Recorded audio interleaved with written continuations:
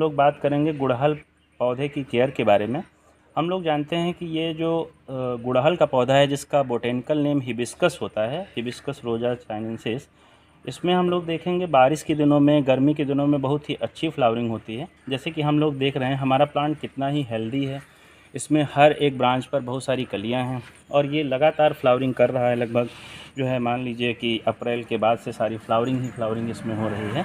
हम लोग आज इसके बारे में कुछ टिप्स देखेंगे, जिसके बाद में हम पाएंगे कि इसमें कैसे हम ज़्यादा से ज़्यादा फ्लावर्स ऑब्टेन कर सकते हैं, कैसे हमें ज़्यादा से ज़्यादा इसमें ब्लूमिंग मिले, कौन कौन सी टिप्स होती हैं जिसके थ्रू हम इसकी जो डिजीज़ हैं जैसे मिलीबग्स हैं उससे हम छुटकारा पा सकें। जैसे कि हम लोगों ने देखा अभी पिछली जो हमारी वैरायटी थी गुड़हल की, वो देसी वैरायटी थी और देसी वैरायटी में हमें बहुत कम केयर की कंपैरेटिवली ज़रूरत पड़ती है। ये हमारे पास अमेरिकन हाइब्रिड वैरायटी है जिसमें आप देख रहे हैं कितने बड़े साइज़ का फ्लावर है। हमारी हथेली से कुछ ज़्यादा ही बड़ा आप देख रहे हैं कि फ्लावर होता है और इसकी केयर के बारे में हमें आज देखना है। तो देखो दोस्तों, अगर हम देखते हैं कि हमारा पौधा ज़मीन में लगा है तो उसमें बहुत ख़ास केयर की ज़रूरत नहीं पड़ती है। जब प्लांट अच्छे से ग्रो कर जाता है तो उसमें आपका फ्लावरिंग होती ही रहती है। लेकिन अगर गमले में लगा हुआ है तो हमें यहाँ पर देखना होगा कि क्या करना है। तो सबसे पहले हम गमले का चुनाव करते समय से ही इसका ध्यान दें कि फ्लावरिंग होगी या नहीं होगी। अगर हमारे पास गमला बहुत अच्छी क्वालिटी का है, जैसे हम देखें मिट्टी का गमला लेते हैं अगर, और उसका साइज़ प्रॉपर होना चाहिए। मान लो कि वो गमला जो है 12 इंच से बड़ा है, तभी उसकी रूट ठीक से डेवलप हो पाएंगी। बड़े में अगर हम बोलें कि 12 इंच से जो भी ज़्यादा भी बड़ा है, अगर 14 इंच का है, 16 इंच का है, तो कोई दिक्कत नहीं। अगर हमारे पास मान लो मिट्टी का गमला नहीं है तो हम सीमेंट के गमले का इस्तेमाल कर सकते हैं। प्लास्टिक के गमले में कई बार जो है धूप ज़्यादा पड़ने की वजह से रूट्स जो हैं गर्म हो जाती हैं और रूट जो है डैमेज होने लग जाती हैं। कई बार हमने देखा है कि कुछ लोग जो है जिस कंडीशन में पौधे को लाते हैं गमले के सहित नर्सरी से, और उसको नर्सरी से लाकर वैसे ही प्लेस कर देते हैं बालकनी में, और वो प्लास्टिक के गमले में जब धूप पड़ती है तो उसकी रूट्स गर्म हो जाती हैं, जिसकी वजह से हमारा पौधा फिर ग्रो नहीं कर पाता है, उसमें फ्लावरिंग रुक जाती है, पत्तियां छोटी हो जाती हैं। तो हमें करना ये होगा कि वो जब गमला हम लाते हैं तो उससे पौधे को निकालें और रीपॉट करें। रीपॉट करने के लिए हमें सही गमले का चुनाव करना होगा, गमले का साइज़ प्रॉपर होना चाहिए। दूसरी बात क्या है कि जब हम उस गमले को रीपॉट करें, उसे लगाएं, तो उसमें हम सॉइल मिक्स कौन सा तैयार करें। जैसे कि देखा कि पॉटिंग मिक्स बनाते समय हम लोगों ने जो मिट्टी के गमले का इस्तेमाल किया है उसमें हम 50% जो है गार्डन सॉइल ले सकते हैं। हमें ध्यान देना होगा कि खेत की बहुत ज़्यादा चिकनी मिट्टी नहीं लेनी। अगर चिकनी मिट्टी है तो वेल ड्रेन नहीं होगी। अगर ऐसा है कि हमारे पास चिकनी मिट्टी है तो उसमें कुछ जो है हम सैंड का इस्तेमाल कर सकते हैं, जिससे ड्रेनेज बढ़ जाए। कि हम लोग दोस्तों देखते हैं कि इसमें हमने 50% के अबाउट जो है गार्डन सॉइल ली है, और हमने बताया कि अगर जो है हमारे पास खेत की मिट्टी बहुत चिकनी है जो कि ड्रेनेज जिसमें नहीं, बनाने के बाद अगर हम गमले को पॉटिंग करते हैं उसके बाद हमें ये भी ध्यान रखना होगा कि गमले को हम सही जगह पर रखें। मान लो हम गमले को किसी शेडी प्लेस पर रख देते हैं जहाँ को उसको पर्याप्त लाइट नहीं मिल पा रही है, तो ऐसे में उसमें फ्लावरिंग अच्छे से नहीं हो पाएगी। हमें ये भी देखना होगा कि उसको साफ़ हवा, शुद्ध हवा भी मिलती रहे। बहुत ज़्यादा कंजस्टेड प्लेस पर रखने पे या बहुत ज़्यादा क्राउडेड प्लेस पर रखने पर उसमें कहीं ना कहीं से फ्लावरिंग रुक जाती है। अच्छा, एक बात ये भी है कि हम लोग समझते हैं कि नहीं ठंडक में लगाया, ठंडक में फ्लावरिंग होने लगे, तो ऐसा नहीं है। इसका एक प्रॉपर सीज़न होगा, उस सीज़न में ज़्यादा फ्लावरिंग होगी। जैसे कि हम लोग जानते हैं कि अप्रैल के बाद से गर्मी के सीज़न और बारिश के सीज़न में इसमें बहुत ही अच्छी फ्लावरिंग होती रहती है। कई बार हम लोग देखते हैं कि इसमें जो है कलियाँ लगती हैं और कलियाँ ड्रॉप हो जाती हैं, तो ड्रॉप हो जाती हैं तो कहीं ना कहीं से इसमें आयरन की कमी रहती है। कई बार ओवर वाटरिंग या लेस वाटरिंग की समस्या भी होती है। हम लोग देखते हैं कि अगर हम गमले में बहुत ज़्यादा पानी भर देते हैं तब भी पौधा जो है उसमें कलियां गिरने लग जाती हैं और पत्तियां पीली पड़ जाती हैं। और अगर कम पानी डालेंगे तो ऐसे में भी क्या होता है कि पौधे की पत्तियां प्रॉपर डेवलप नहीं हो पाएंगी, कलियां ठीक से बन नहीं पाएंगी और उसमें भी फिर फ्लावरिंग अच्छे से नहीं हो पाएगी। तो हमें ये पूरा ध्यान रखना होगा कि ना ही पानी बहुत ज़्यादा हो और ना ही पानी बहुत ही कम हो। दोस्तों, हमें ये भी ध्यान रखना होगा कि हम समय समय पर लगभग 15 से 20 दिनों पर इसकी जो है प्लॉइंग ज़रूर करें। हम इसकी गुड़ाई करते रहें, निराई करते रहें, घास हटाते रहें, और यहाँ पर प्लॉइंग करने के बाद जो है इसको छोड़ दें। जैसे हमने एक दिन प्लॉइंग की और उसके बाद अगर इसको हमने छोड़ दिया और फिर अगले दिन या उसके अगले दिन जब ये अच्छे से थोड़ी सी मिट्टी सूखी सी हो जाए तो इसमें हम लोग जो है आधा चम्मच के आसपास DAP खाद ले सकते हैं हम, 15 से 20 ग्रेन्यूल। और वो पौधे के साइज़ पे डिपेंड करता है। अगर हमारा पौधा बहुत छोटा है तो उसमें हम जो है 10 से 15 ग्रेन्यूल ही DAP के लेंगे। और साथ में हम यहाँ पर ले सकते हैं Epsom salt. Epsom salt market में बहुत ही आसानी से मिल जाता है, DAP बहुत ही आसानी से मिल जाती है।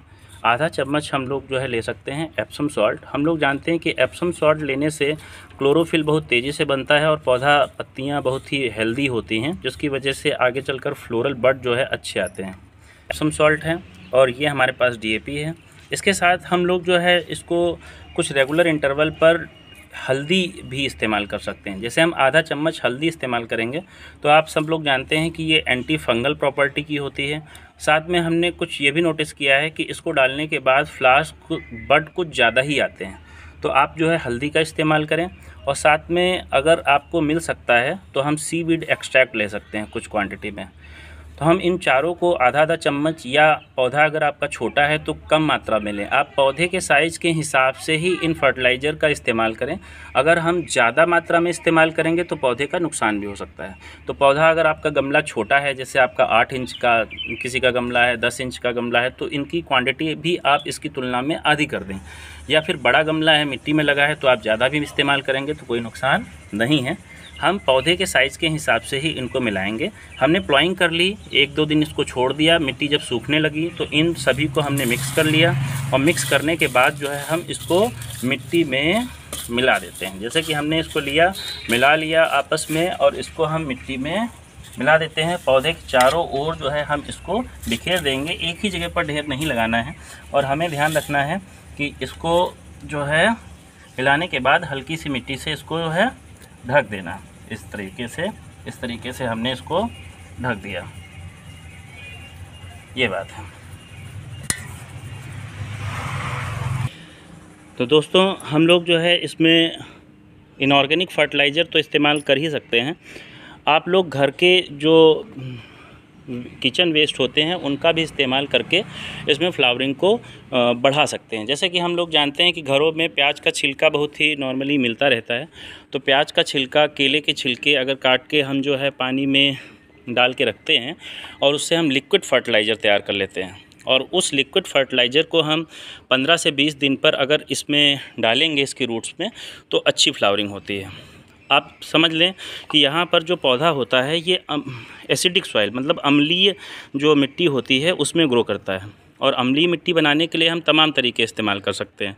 जैसे कि हम चाय की पत्ती को इस्तेमाल कर सकते हैं। जो घर में चाय की पत्ती बचती है उसको हम जो है समय समय पर पौधे में डालते रहें 10 से 15 दिनों में। या फिर हम क्या कर सकते हैं कि हमारे पास जैसे कॉफ़ी पाउडर होता है, एक पैकेट छोटा कॉफ़ी पाउडर का ले लिया, उसको जो है 15-20 दिनों में हमने डाल दिया। या फिर हम ये भी कर सकते हैं कि हम जो है लगभग 10 ml सिरके का ले लें और उसको 1 लीटर पानी में मिला लें और कुछ समय समय के बाद में हम उसको जो है पौधे में डालते रहें 15 से 20 दिन या महीने भर के बाद में। तो थोड़ी सी अम्लीय मिट्टी रहेगी तो कोई भी फ्लावरिंग प्लांट है, चाहे गुड़हल हो चाहे गुलाब हो, कहीं ना कहीं से उसमें फ्लावरिंग अच्छी होती है, अच्छे से फूल लगते हैं। जैसे देखो हमारे पौधे में बहुत ही घने से बड़े बड़े से फूल हैं। इसमें कलियां बहुत ही अच्छी हैं, इसमें हम लोग देखते हैं। अच्छा, एक जो है बहुत ही कॉमन सी प्रॉब्लम हम लोग देखते हैं कई बार कि गुड़हल के पौधे में मिली बग्स लग जाते हैं। हमारे पौधे में तो अभी नहीं है क्योंकि इस समय बारिश का सीज़न भी है, पानी पड़ने से वो मिली बग कम रहती है। और दूसरी बात, हम समय समय पर इसको जो है ट्रीट भी करते रहते हैं।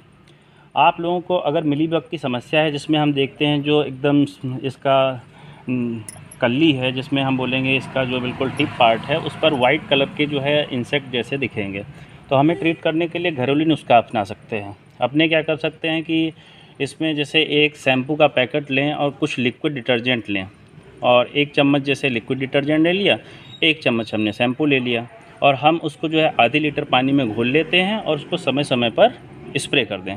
तो ऐसा करने से हमारा जो मिली बग है वो धीरे धीरे से हट जाएगा।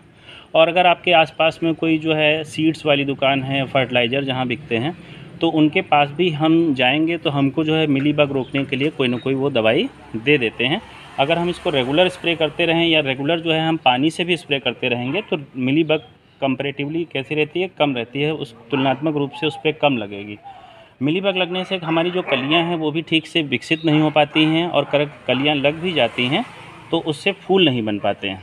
तो एक ही मेन समस्या आती है गुड़हल में, और वो मिलीबग की है। तो सबसे साधारण तरीका तो यही है कि आप जो है घरेलू नुस्खा, जैसे कि आप शैम्पू और लिक्विड डिटर्जेंट का इसमें सॉल्यूशन अप्लाई करें, जिसकी वजह से हमारा मिलीबग रुक जाएगा। तो दोस्तों ये था आज का जो है गुड़हल से रिलेटेड पूरा अपडेट। अगर आप की कोई और क्वेरी है तो आप जो है कमेंट पे लिखिए, और जिसके बाद में हम उसके लिए नया वीडियो बनाएंगे। Okay, thank you.